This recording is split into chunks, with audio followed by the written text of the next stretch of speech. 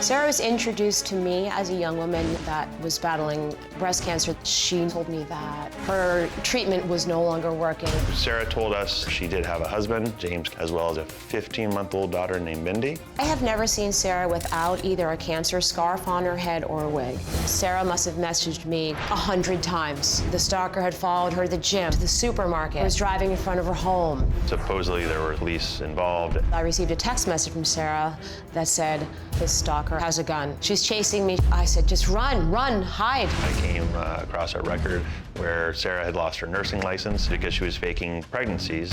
When I read that, every hair on my body stood up. You can fake a pregnancy, and you can definitely fake a husband and fake having cancer. The first thing I said to Sarah, I said, "James isn't true. He doesn't exist." And she said no. And I said, "Mindy doesn't exist, does she?" And she said no. And I said, "The shooting certainly never happened." And of course she said no. Sarah told me that she had muscular dystrophy. There was horseback riding and archery, zip lining. We would take care of all of her needs. I was the one to change her feminine products multiple times a day. I felt like we were very close. When I heard the news that Sarah was faking her disability, there were just tons of anger. I have a lying addiction. Around 25, 26 is when I told my first big lie, that I had cancer. By lying, I was getting attention. I started off with like a husband and 2 kids. It took a lot of mental brain power to keep up the charade. I can't remember the last time that I met someone and told them my real truth. You want to figure this out, right? I do. About why you do this, and you say it's a compulsion. Yeah, because I don't even know the last time that I've been honest with a friend or someone that I've met. You know, one of the things that I've had to deal with, and I'm curious what you guys think about this, one of the things I've had to deal with from a forensic psychology standpoint is the difference between an irresistible impulse and an impulse not resisted. I've had to make those determinations before in criminal cases. An irresistible impulse where you have no control. It just takes you over and you have no ability to resist the impulse whatsoever.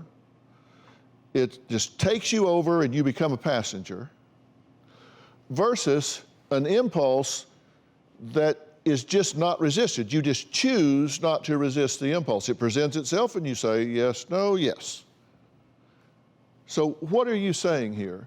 Are you saying that your lying is an irresistible impulse or an impulse not resisted? I mean, I can't resist it. No matter what I do, it just takes over my life. I feel like even when I tell myself I want to choose to be honest, I cannot be honest with myself or with people. So you say it is an irresistible impulse? Yes. That you have no ability to edit yourself. You have no ability to pump the brake. You have no ability to choose right or wrong. So you are a total sociopath. No, I think I don't know. I just feel like I want to be honest with people, and no matter how hard I try.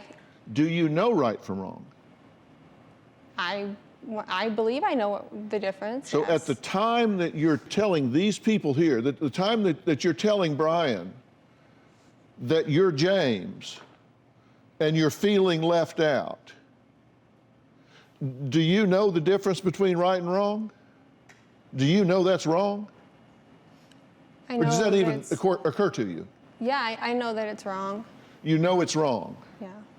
And you're telling me that that's an irresistible impulse, that just comes on you and you have no choice but to type that up and send it to Brian. No. And guilt-induce him for making you, who don't exist, feel left out. No, that's a choice. So it's not an irresistible impulse. It is a premeditated way to leverage them into giving you something more. Do you have a story or a question for me? Click the link in the description and tell me what in the world is going on.